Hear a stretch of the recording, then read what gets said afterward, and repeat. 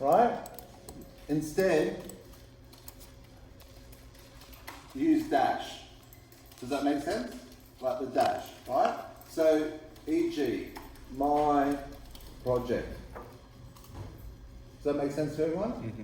Yeah, because when you go to NPM and you go to install, notice how the name of all the projects are like this? Right? You go express, and npm install express, or npm install, what's the other one? Node persist. See the naming convention that they've used? Yeah, so that's good naming, right? Now what's the second step? Open that folder in Visual Studio. Yeah, so launch Visual Studio Code and open new folder as root folder for the project. Sound like a plan? Let's do that together. So, let's create the folder. So I'm just going to date mine today or whatever, because you can see I've got a whole heap of things. Let me just delete all of these ones. I don't need them anymore. Any ones I've copied. New folder. So I'm just going to call it my project. Make sense? Yep. And then Visual Studio Code. And then here I'll go File, Open Folder, and I'll go into C drive and Peter and My Project and select. And there we go. And now what I'm going to quickly do is I'm going to quickly add a new file just called notes. You don't have to do this. I'm just doing this because I'm going to migrate from this notepad file to this, if that makes sense. Yep. Alright, just because it's all together. Yep. Alright, so what's the next thing that we do? Creating a new file called index.js. Yep. So add a new file to the project. Name index.js. So boom, boom, boom. Yep. Next step. Sorry? So what do? We create a launch, .json file to set up debugging. Yeah? So let's do that. So how do we do that for the first time? Go run debug, It's a small create launch JSON file, and choose launch JS. Too easy, huh? Alright, so now that's done. What's the next thing we want to do? Yeah? Probably nothing Open up the terminal. Yes. So the next thing is we need to launch the terminal. Yeah? Launch CMD terminal. Yeah? And what? initialize. npm init. Yeah? And run npm init command. Yep. To initialize. Yep. To create package.json. Really. Yeah? Yeah. That's what it does. And see how the package name by default has picked up the name of my folder? Can you see why it's good to give the folder a good name? Yeah? So we go enter, all of the defaults are fine. Right? And then you see it's created the package.json file. Yeah? And if you have a look at it, can you see the name there? So that's why it's good to give it a good name, yeah? Alright, what next? Install Express. Yeah, we're gonna need two libraries. It's gonna be Express and not Persist. Yeah, so we can go install required npm packages, express, and node persist by running the command npm, or we can just go I, yeah, and we can go express, and then we can actually put a space and go node persist, yeah? So let me show you what that looks like. If I paste that into the terminal, Install two at the same time. It's installed two at the same time, yeah? So that's also why you can't have a space in the name of your projects, because that space is a delimiter between the different the names of the different packages you want to install at once, yeah? So if I hit enter, that will install Express and Node Persist. And if we have a look at the package.json, give it a minute to do it, and then you'll see.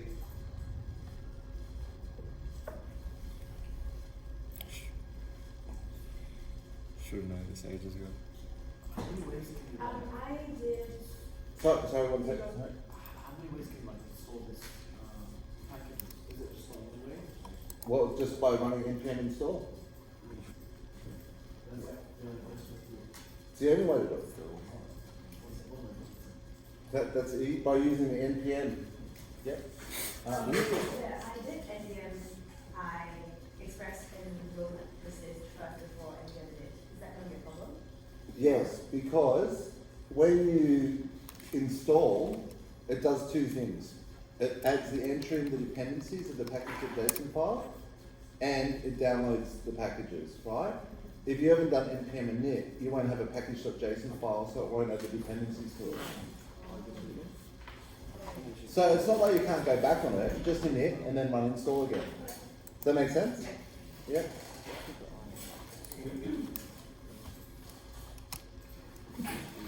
That's It's basically the same as npm install. So npm install and npm install two packages.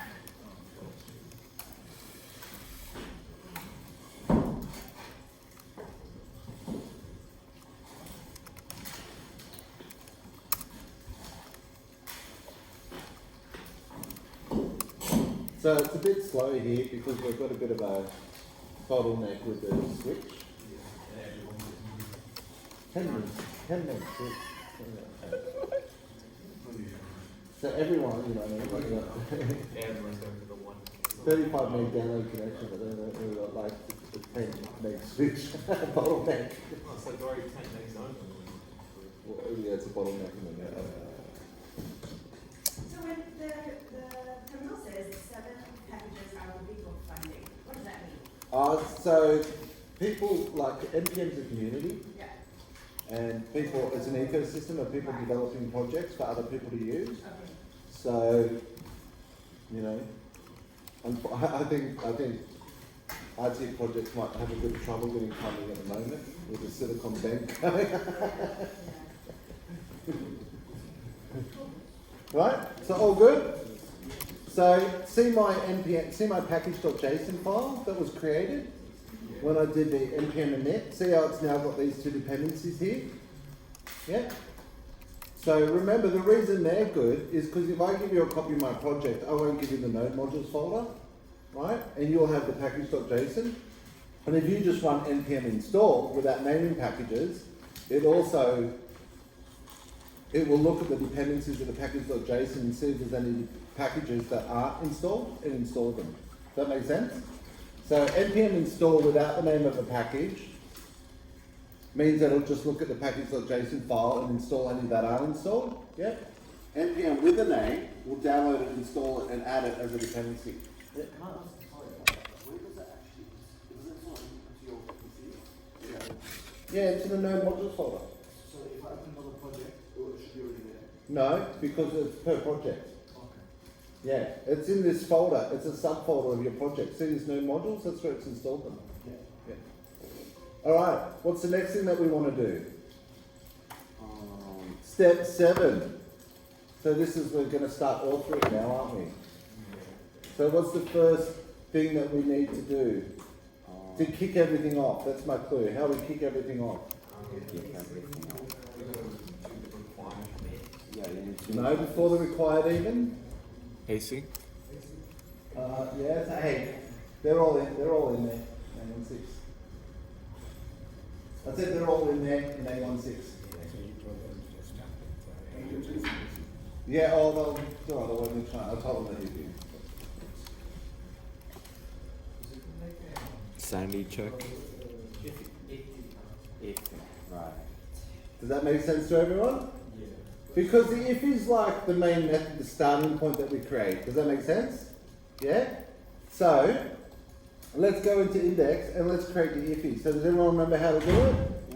So first let's do it as a function. See that? We've got it as a normal function, yep. Then what do? Then we wrap it, right? So that whole function is treated like one object, yep. And then we invoke it. Make sense? Yep. Yep. And then any code that we do is going to be done in here, isn't it? Make sense?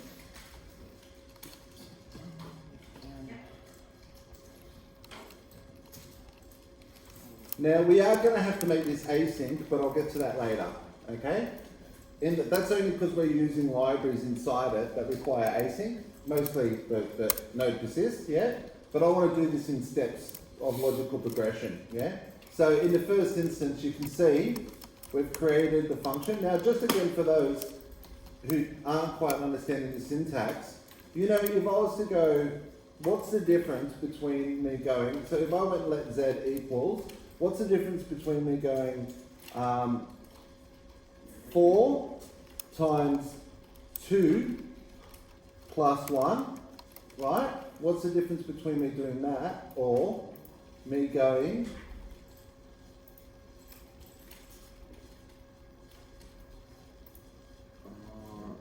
which one is going to execute first? Like which operation is going to execute yeah, first? right? So why is this, so what's the different result going to be? Well, this is going to be 4 times 2, isn't it? It's going to give me 8, plus 1 is 9. This is going to give me 12, isn't it? Why is it going to give me 12? Well, because we've put the brackets around it, that's really going to treat this as 3, isn't it? Yeah? The reason being is because whatever it processes in here, then it deals with this as one object in a sense. Make sense? Yeah? So it's the same thing with this. If you look at it, I could go let, you know, x equal, and see how I've just made it equal a function, yeah? And then I could get x and I could invoke it. Does that make sense? Yeah? But instead of doing that, what I can do, look, I can still wrap this and that makes no effect. See that? Right? See how that, it still works the same? Okay, but what I can't do is I can't declare a function, right? And then invoke it straight away. That's invalid syntax. See that? Right? But if I wrap it in parentheses, then it treats it like an anonymous function. See that? As a function object, and it's invoking it straight away. So that's how iffy. I know we've covered it before, but I just really want to confirm the learning. Does that help everyone? Yeah. Yeah? Alright, so now we've done that, what's the next thing that we need to do?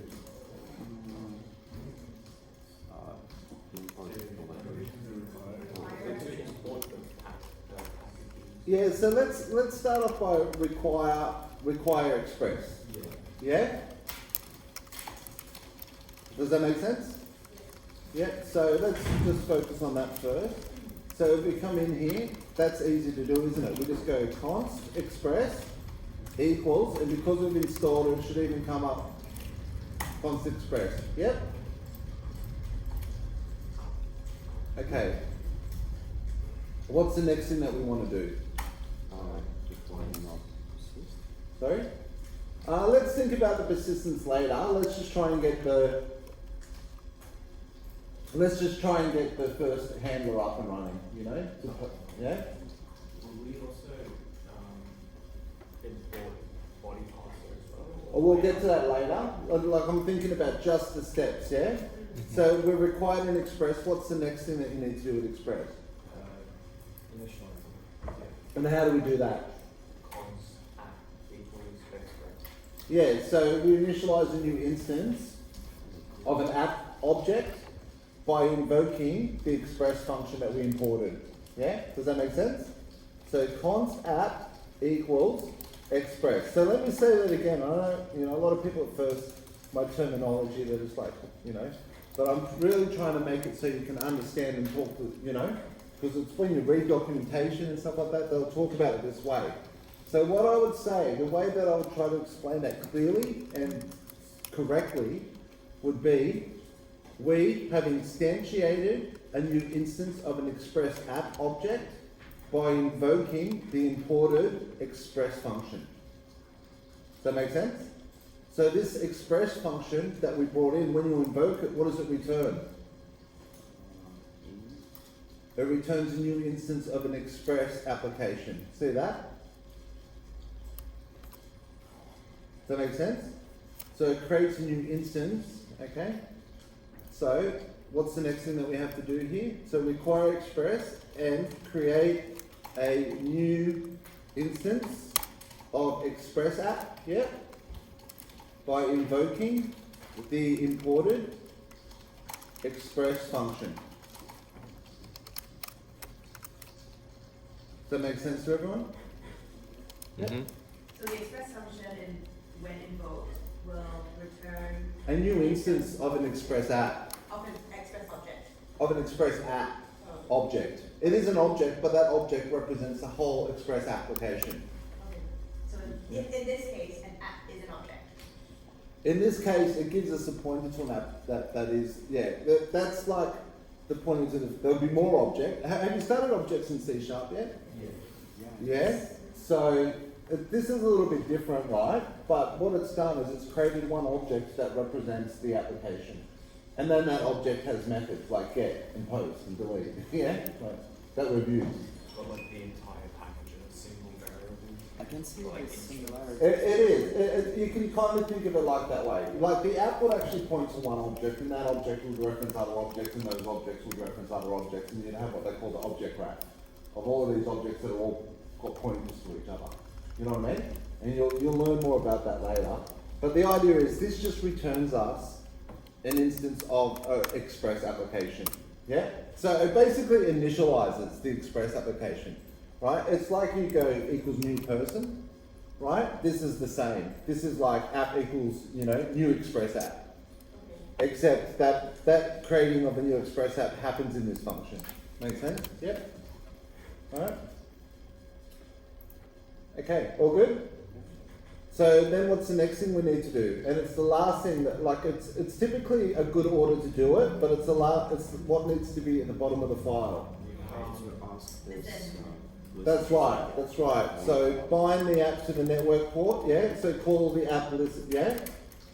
Now remember, it's important that this has to be down the bottom, because in the middle here we're going to register all of the handlers, right? Now, the handlers have to be registered before you call app listen. If you put app listen at the top, right, the app will start listening before you even register the event handlers. Does that make sense? So if you were to put all your app.get and app.post and everything under this app listen, that would never work, right? Because this file, when we start it up, it invokes the IFI, and then it runs line by line, remember? When it first starts up, okay? But in this case, it's like the 3000 for the local host. So this is starting it up and binding it. But if it's not the local host, where should we put it? What do you mean if it's not the local host? If it's like we have, because the service is local host. No, but it's always going to be local. Like a server running, a web service running on a server, it can always access itself in localhost. If someone else wants to access it, well then they can use the name of the computer, and that's just setting up networking. Or they can register a domain to point to that computer. So yeah, but this is what I'm saying. If it's a domain, we put the domain here. Instead. No. It's on a different level, right? That's a networking concern, right? Mhm. So when you create, Jesus.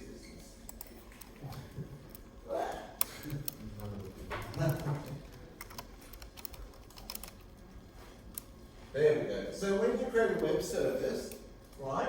Let's say like computers, especially web servers, they get a static public IP address, right?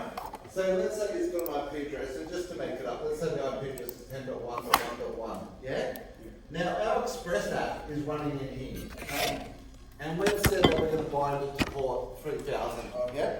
So we can always access it locally by either its own IP address, and a computer can also always access itself with localhost, yeah?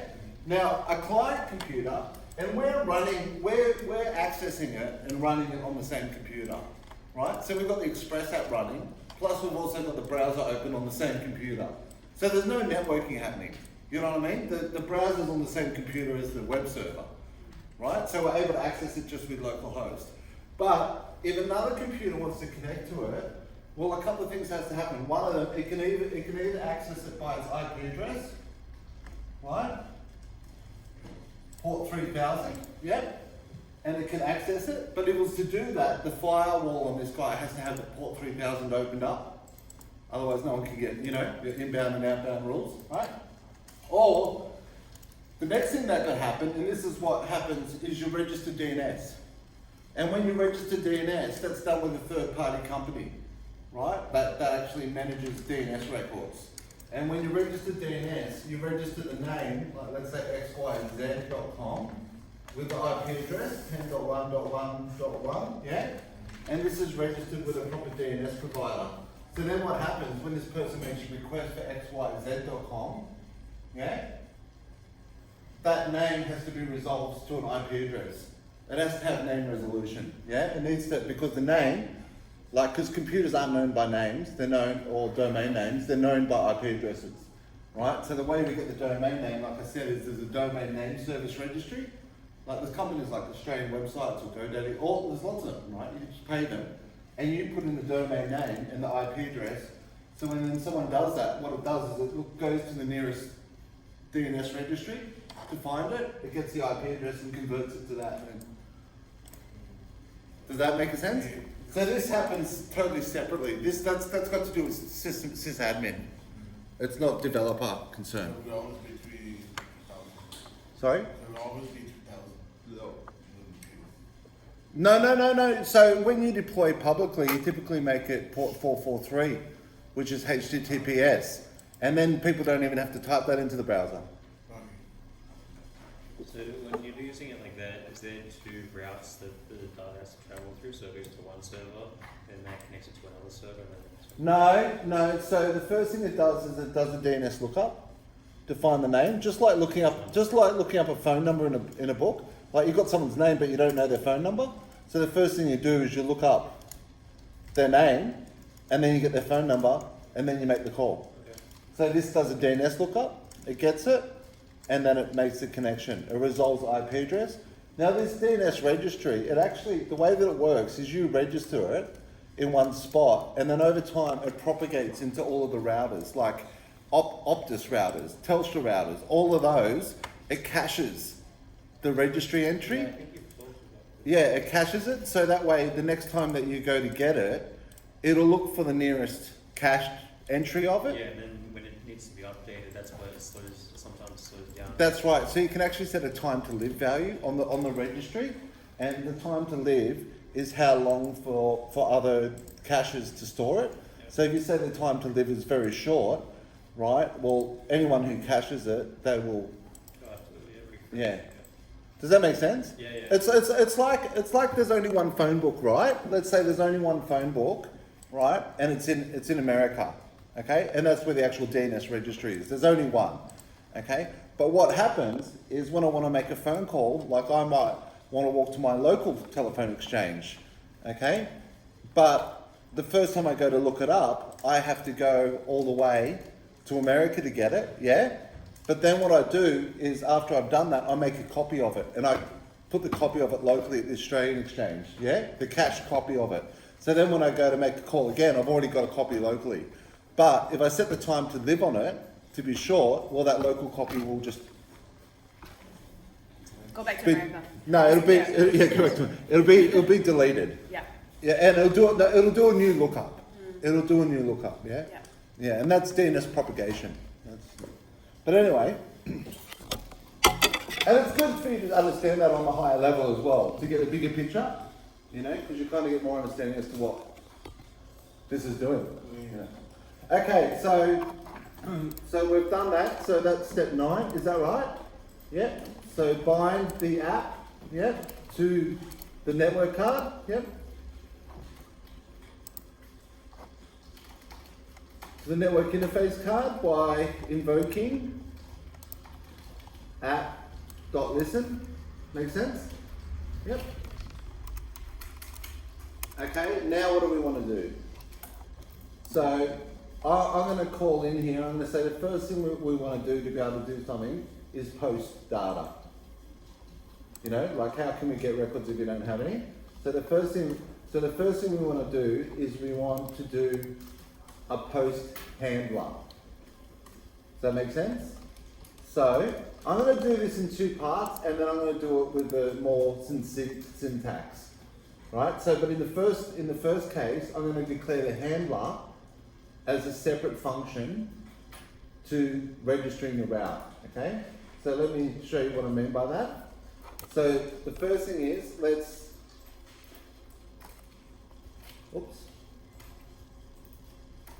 okay, so number 10, we'll go declare a function to handle incoming, post requests. Does that make sense? Yeah. So let's declare the function, right? Now, I'm not even, like, what entity we're going to do. Should we just do people again, or you want to do something? Furniture? No? Yeah, let's do something Animals? different. Animals. Animals is good. Let's do that. So function, yep. And I'm going to call it handle post animal. Yep. Now, what parameters does a request handler function need? Too easy, okay? Now, just to test it out, right, we'll update this later, but let's just go response.send, yeah? Let's just say testing. Does that make sense? Yeah?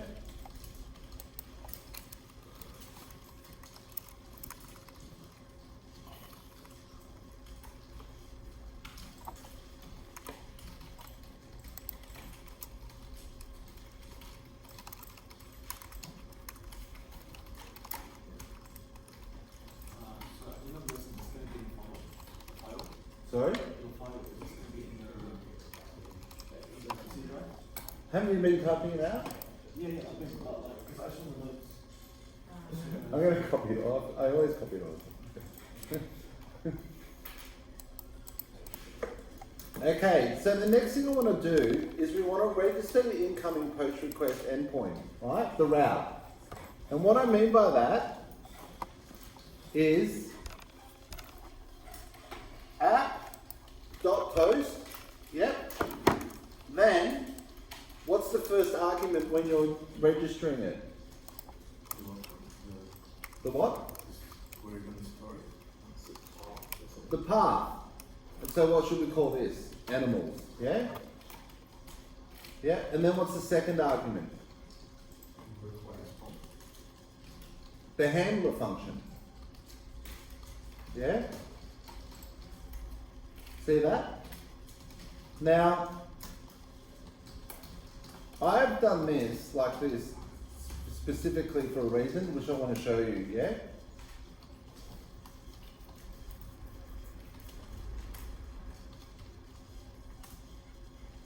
A lot of people get a little bit confused by this, okay? So actually, I've got it on the body. See how we've got app.post, right? Now, see how we've got our Express app here? Yeah?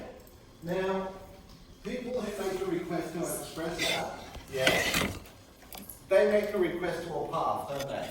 Like, you know, we're talking about making a post request to which path? Animals, yeah? Can you see that's what I'm doing here? Animals? Yep. Now, how does the server know to handle that request when it comes in? Because it's got a handler. It's got a handler, but how does it know which handler to send it to?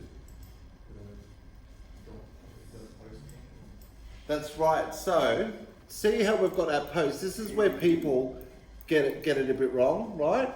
Because the app post, when we go app.post here, right?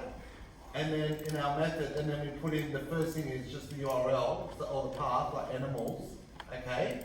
So when we do that, what we're actually doing is we're not telling our app to post anything. This is where people get confused, right? And fair enough, because you know how we've also got app.get, yeah? Right? We're not telling our app to post anything or our app to get anything. What this is actually doing is this only runs once when our app first starts up, and it's registering a post endpoint. Does that make sense? It's actually registering the app post endpoint. When we call app get, it's registering the get endpoint. Make sense? So you could even think, instead of it saying add post, it could be better if it says add post endpoint or add post URL, or you know what I mean? But when we just go app.post, we're registering this endpoint. And to demonstrate that, I want to show you something really important. So watch this. I'm going to put a breakpoint here, see? And I'm also going to put one inside the function. See how I'm putting it inside the function? Yep. Now watch this. And I'll also put one at the top. Now I'll start it up. Now pay close attention to this because it's really important to understand what's going on. Everyone good? Yep. So I'll start it up. And you'll notice that the first thing it's done is it's hit the express. Yep. So my ify's been invoked. See that? And now it's hit the first line. Now I step over it. See, it's hit the second line where I've initialized the app. Now I step over that. Now look, let's have a look at the app. Can you see how it's an object and it's got all of these methods and properties? Look how many properties it's got. A lot, huh? See how many methods? You can see all of those things with F mean it's a function. Yep. And if you scroll up to the top, you can see these are properties. Make sense? Yep. So now notice how it's come down to this app post. So what this is actually doing now is this is adding a path that will be available for people to make requests to, but only if the HTTP method is post. Does that make sense? Yep. So it's registering it. So notice how we haven't hit this breakpoint. Notice how we've just hit this one. Yep. And now if I come down one more, it goes to app listen. Yep. And then I go continue. And then the app's up and running. Yeah. Now let me open Postman. And I just want to demonstrate something to you. I'm not even going to put anything in the body of this post. I'm just going to send a post request. Yeah. Should this have automatically created a folder for animals? No, because I'm not even doing anything with persistence yet. Okay, so it's just referencing a spot. I'm just purely showing you how I can register an endpoint. Does that make sense?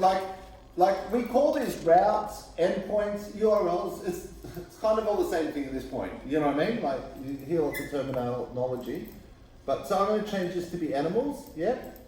Now, when I registered animals, okay, and we have a look here, what method did I say that this path animals is going to accept?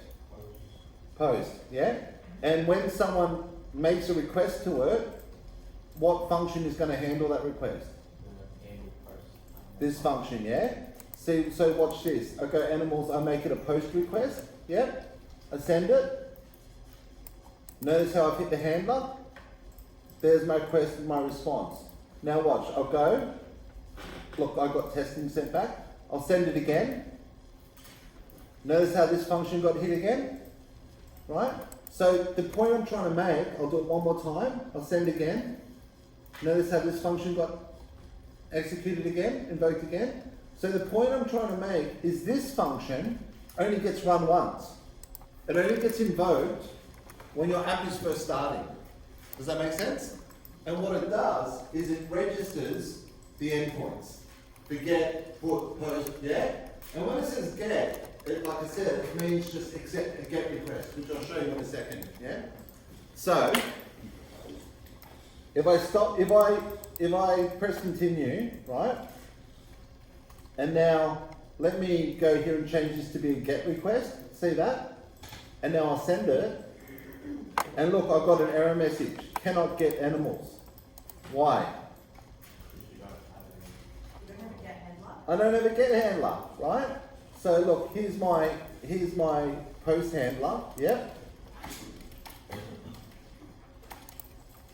Now, what I'm going to do is I'm going to copy this whole thing, yep, and I'm going to paste it underneath, but I'm going to change this handle get animals. Does that make sense?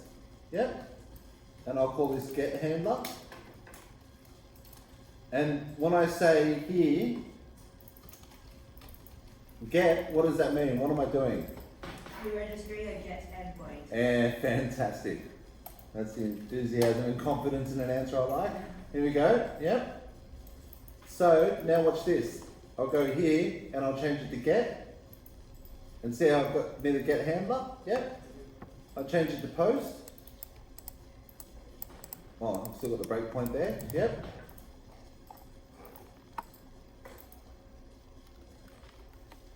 Post handler. See that? Make sense? Now there's one thing, so in Postman, we just change it here to say what the method is. Yeah? But when you actually send it, like it's actually sent in the header of the request, what the method is. Does that make sense? Like if I go here and I just bring up, look, I'll even just bring up any page, even the TAFE website. If I go F12 and bring up the developer tools and go to networking, right? And I go here and I just see, oh come on, pull up, get rid of this. Okay, I go to networking and I do a refresh and you can see there's the document that we requested. Can you see how it says the method was get, right? And if we go down to the request headers, right, you can see it shows, or it shows at the top here, the method was get.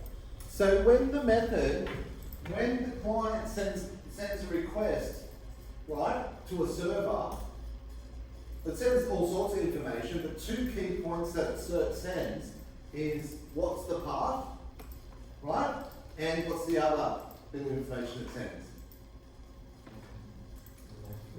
What method, right? Are you posting data, or are you getting data, or are you putting data, or are you deleting data? Does that make sense? Yep. So, I hope that's helped everyone a bit. Now, with it being done like that, what we can actually do, as you know, we don't actually have to declare this as a separate function, right? I've done that because I really wanted to make it very easy for you to distinguish the difference between this and this. Does that make sense? Yeah? This is registering. So you're actually invoking the post function, but when you do that, you need to give it a path, and then you need to give it a pointer to what function is going to handle every time a request comes in. So we can change that now, can't we? And I can actually just make that an arrow function in here, yeah? Is that making a bit more sense again? Yeah. So I'm hoping that that makes this syntax make more sense, yeah?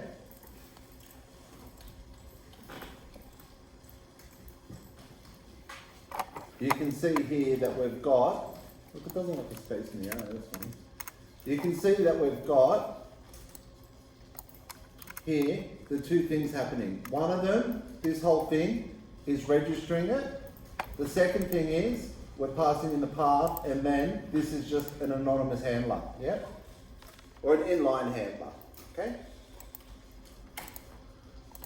Any questions? Well, No? not yet at least. That's good. Alright, what's the next thing we need to do? Now,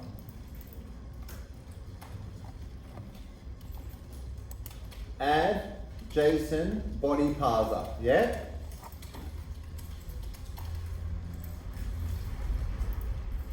So how do we do that? First we've got to import it, yep.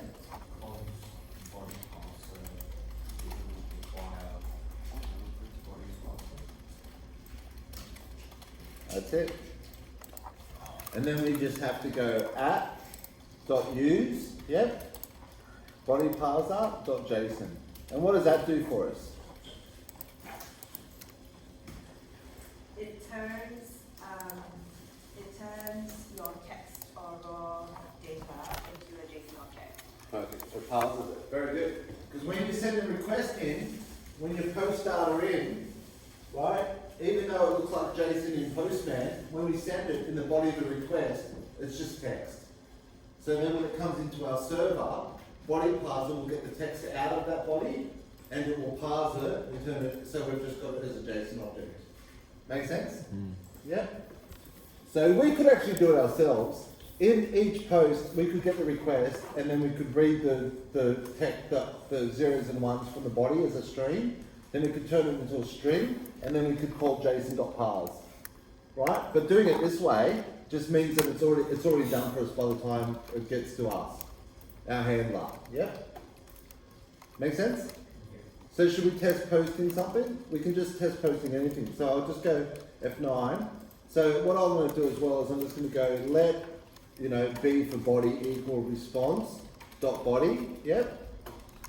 And now I'll start it up or restart it. There we go. Now what I'm going to do is I'm going to go back here and I'm going to go to post and I'm going to go to body. Yep. And look at our animal. So what are we going to do? What attributes is our animal going to have? Come on, Vincent. Hurry up. Alright. Yeah, you said animal. Go on. High type. Legs. Type? Like genus? Species. Species? Okay. Yep, what species is it going to be? Dog. Canine? Yeah? Is that what you're saying? Yep. Yeah, dog. Yeah. Next? Age. Age. Yeah. How old? 12. 12? Old canine. Yeah, I'll say so. 84. I didn't say years, I said months. Well, days actually. Okay, yeah, next. Name. Roxy. Roxy. Like that? Yep. Yep. So when I actually Will that do? That'll do. I'll do. So, here we go. Send. I've hit a breakpoint. Let's look what the body is. Undefined. Did I not restart it? No, you put response dot body, not request dot body. Ah. Megan, if you weren't here, I'd be in trouble. Here we go. Eh?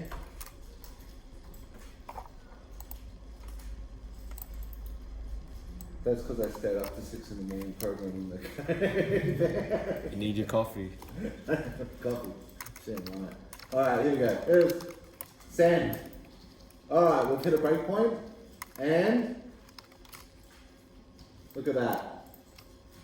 So we've tested that part of it, yeah? What do we want to do now? Now we know we've got that far, what do we want to do now? Make a directory to store it. Yeah, we want to add persistence. Yeah? So do you know what I'm going to do for now? I'm going to go 13. Right? Add persistence. Yep. ... because I think you can figure the rest out for yourselves now, yeah?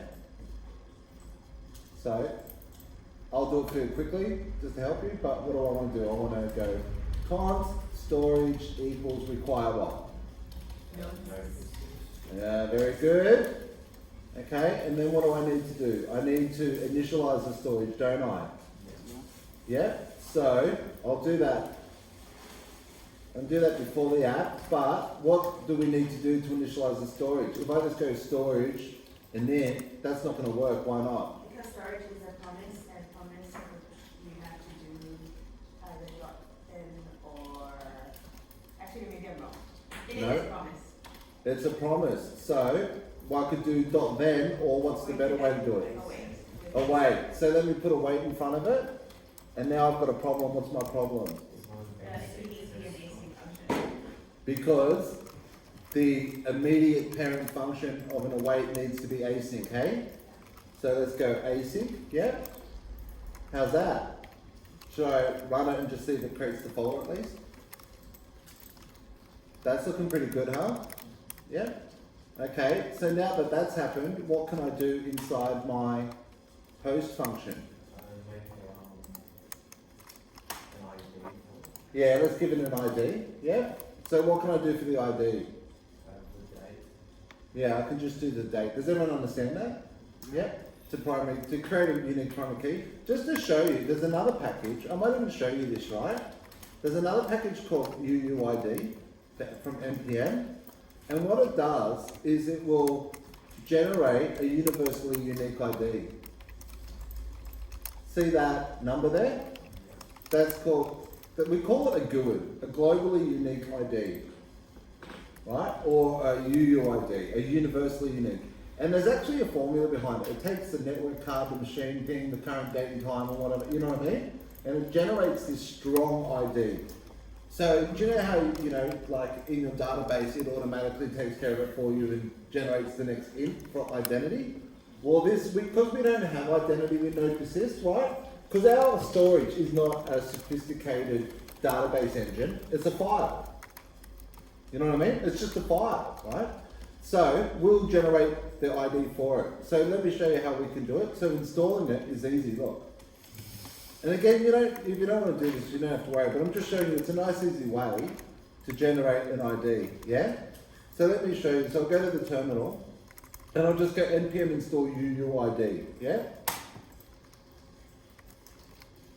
And when I give you a copy, you'll be able to see it's been added to my dependencies, yep. So the way you use it, it's really simple. Look, it's got it in the docs. Now the import's a bit funny, but the way you import it is just like this, right? You've got to do this funny thing to get the version, because there's different versions of how to generate this, and we're using the version 4 algorithm of generating it, if that makes sense. Over the years, they've created different algorithms for generating the unique identifier, more efficient and more, you know. So we're going with version 4. So all I need to do is just require it in, and I'll do it straight underneath storage. See that? Yeah? And now to get a new ID, look, you just need to call it.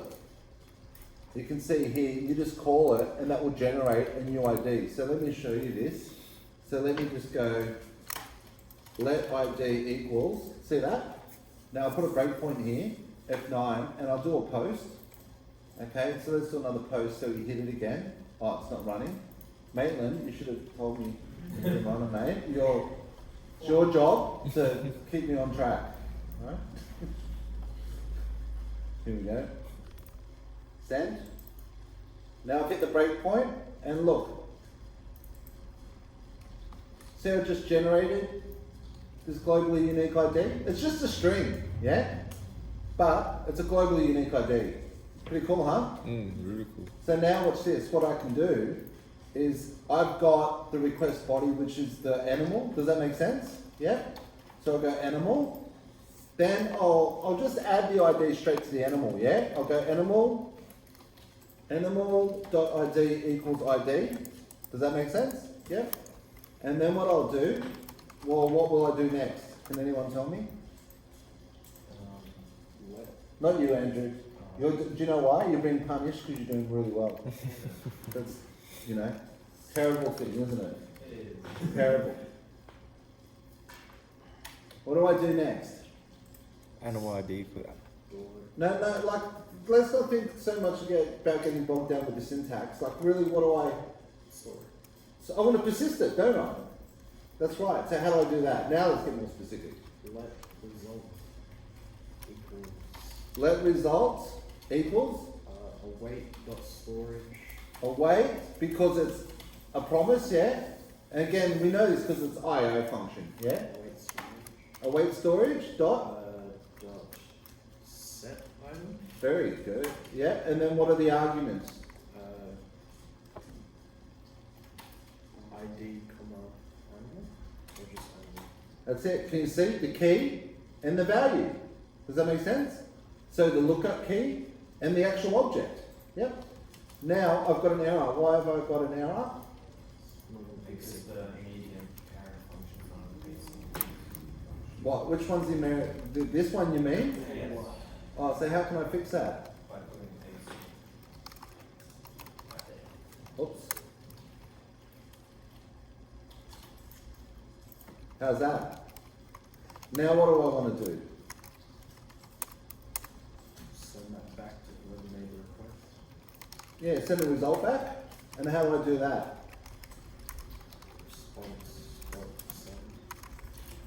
Not .send, there's another thing. Response.json. .json. And I pass back the result. Make sense? Yeah? That's it. So let's have a look. I'll whack on a breakpoint. I'll start it up again. Let's see if we can persist this animal. Okay. Ready? Here we go. So let's look at our animal after we've assigned the ID. Oh, there we go. 12, ID, Roxy, the canine. Yep. Yeah. Now we get the result from the storage, and let's look at our result. Look at that. There's the content, there's the file path. Yep. Let's send it back. And look what we got back. Good, huh? Now I could have just sent back the animal, but in here I'm just sending back the result from the persist operation, from the set item, yeah?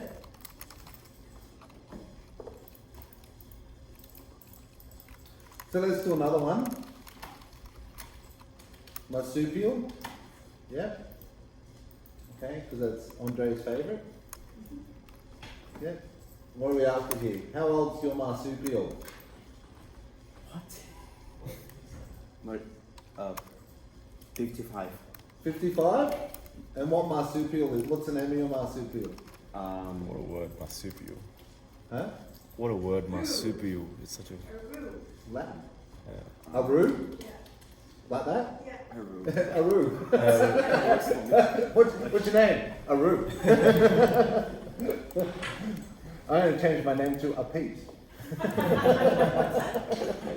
Oh, that just went right. You can be a Vincent. I am Elisa.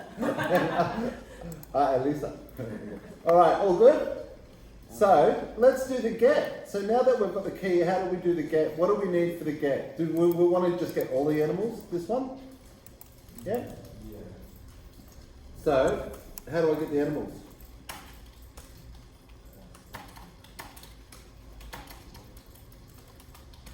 Equals?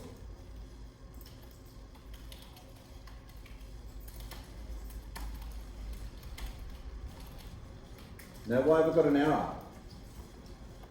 Because the parent function is not an engagement function. See? Repetition works, doesn't it? Oh, my typing doesn't work, though, does it? Jeez. There we- Okay. Wow. What? My brain. I know. I really am too tired. Okay. So then I'll just return the animals. Does that make sense? Response JSON. Animals. Alright, let me restart it. And let me change this from a post to a get. Make sense? Yeah. And there's my animals. Yeah? Oh, I didn't post my marsupial, did I? Jeez, let's make it a post. Aru. I'll hit the breakpoint. There we go. Now let me change to a get. Ah, there we go. Check it out. Aru and Roxy. And now, the next one that I want you to do yourselves is where you should be able to put in the ID, yeah? And get just one.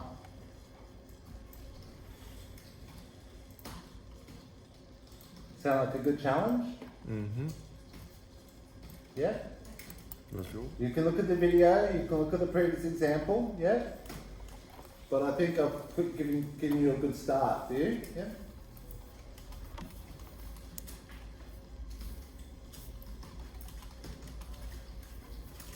So you can do a get for a single one, and then if you want, you can do a put, and you can also do a delete, yeah?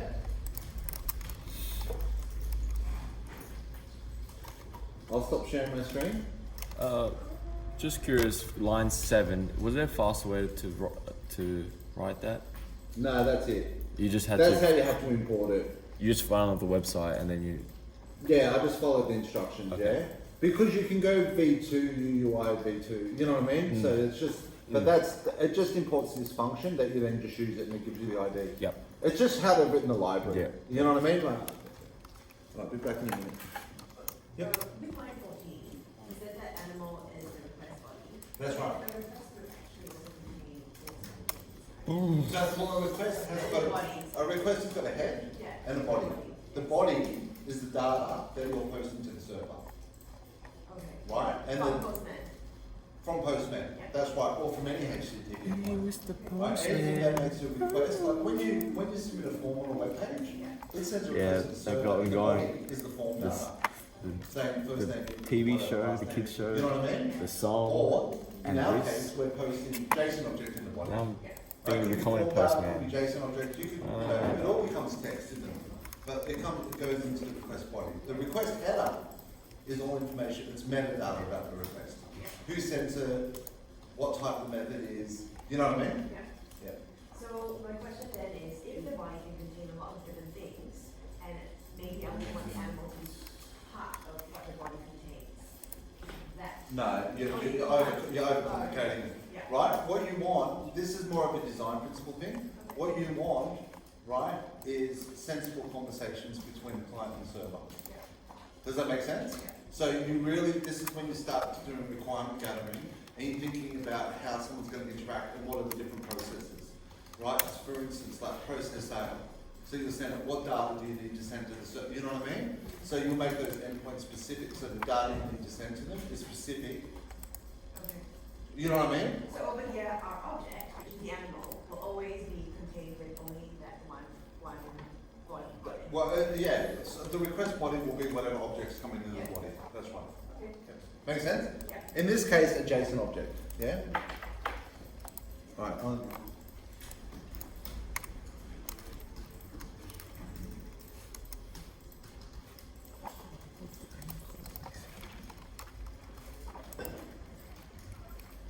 Does anyone know if you always need to have results on line 16?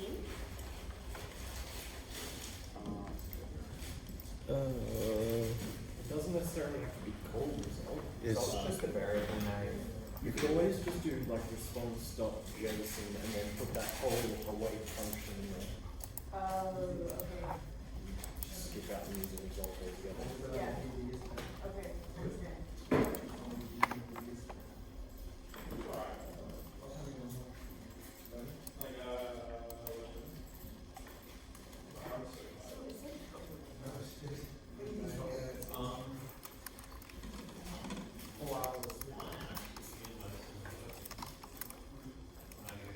That's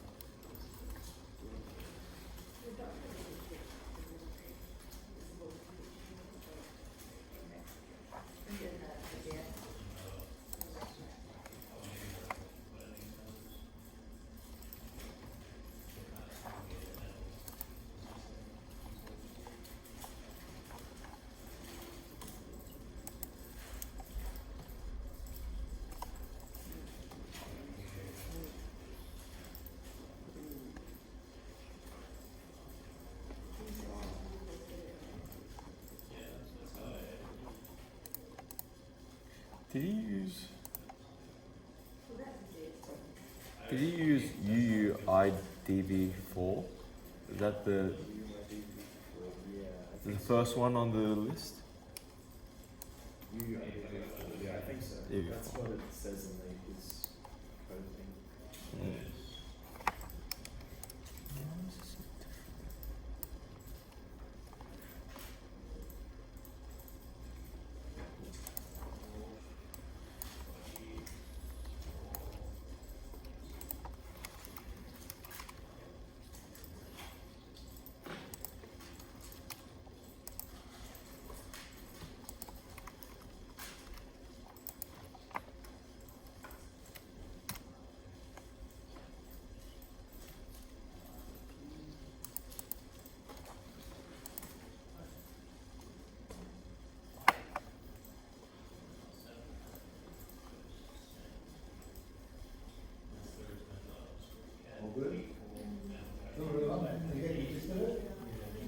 said, you just want to say guys up. Yeah? And okay?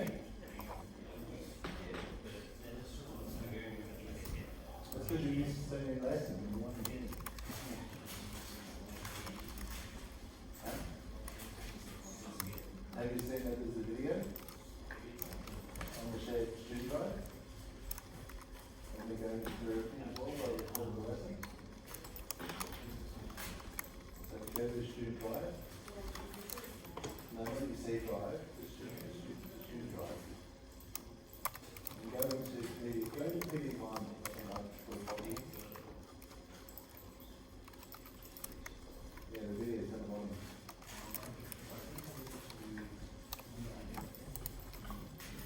Yeah, but I copied it in a folder one. Yeah, okay?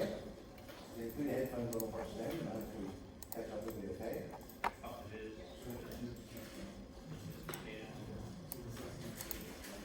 So you got a headphone? No? You can just read up, focus the video. All good? You're not good. You got it. I got confidence in you. Yeah? So good, no. You got this, Andre. You got it. You can do it. Yeah? So I'll be with you in a second.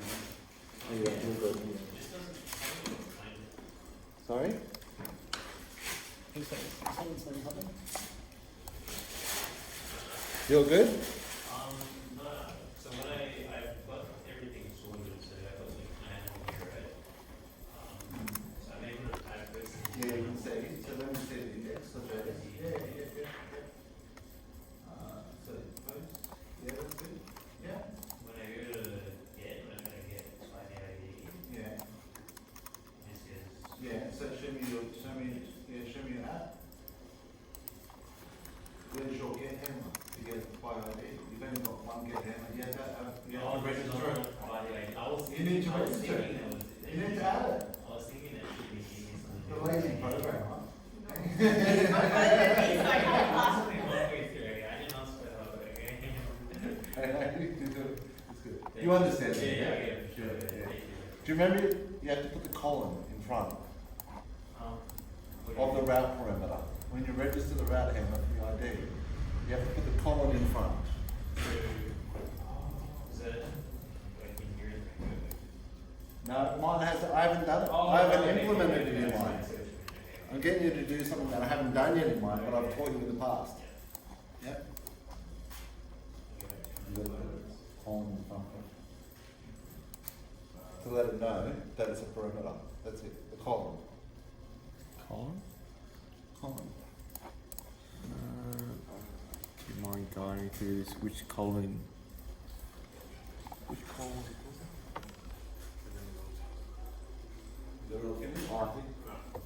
I think let me see.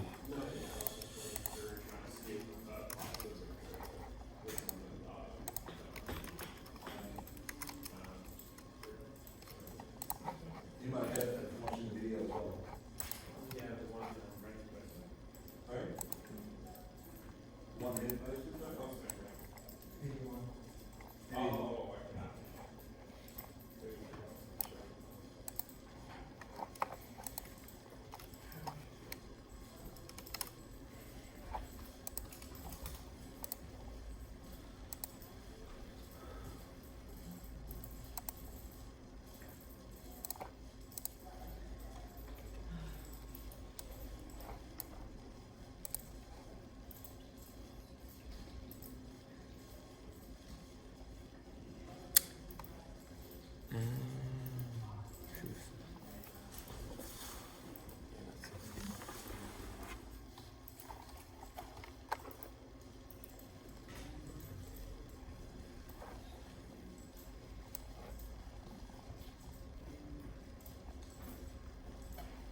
If you need help remembering, you can always Google Express route parameters.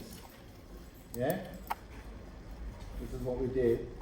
Route parameters in Express. Alright, remember that? You don't need to worry about this part of it, right? We're just talking about this part, yeah? Right? Well, see, there's two lots of route parameters.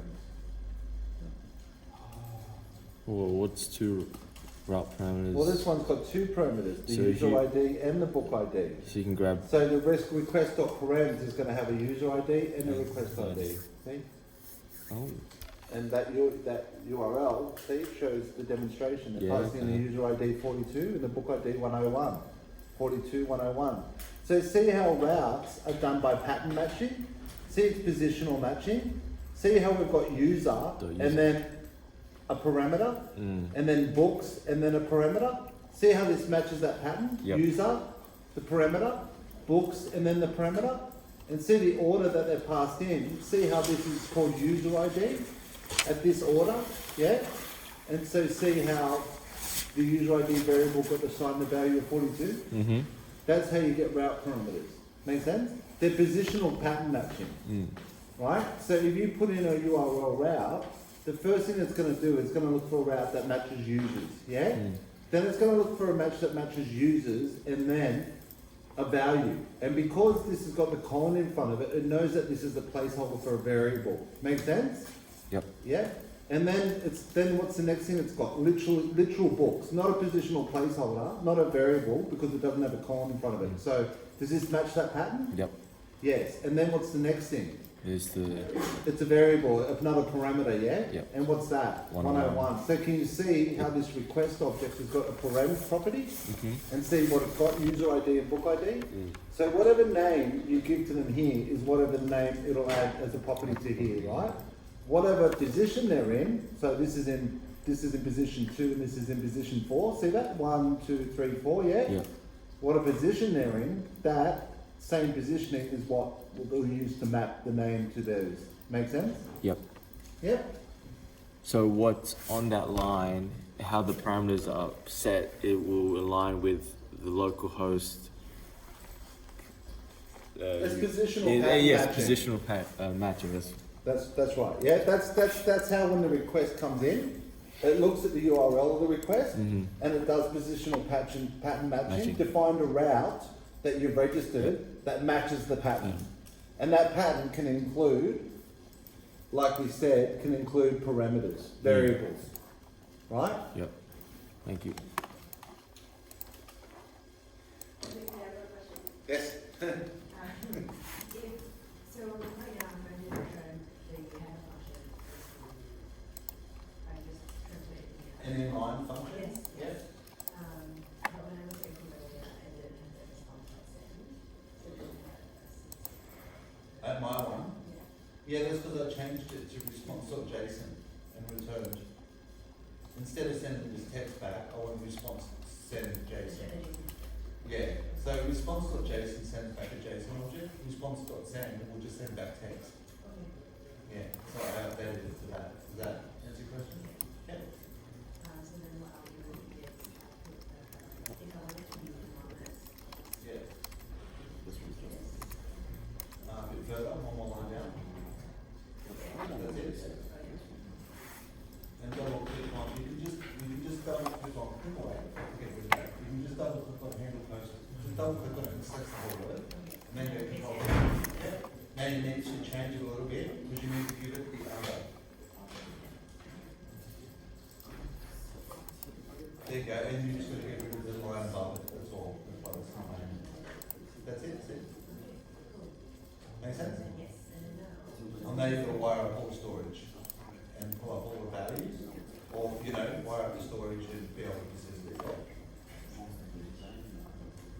Yeah, const storage equals require, no persist. Okay, everyone, break time, we'll come back and we'll work on some more, but it's been good, hey? I think you've been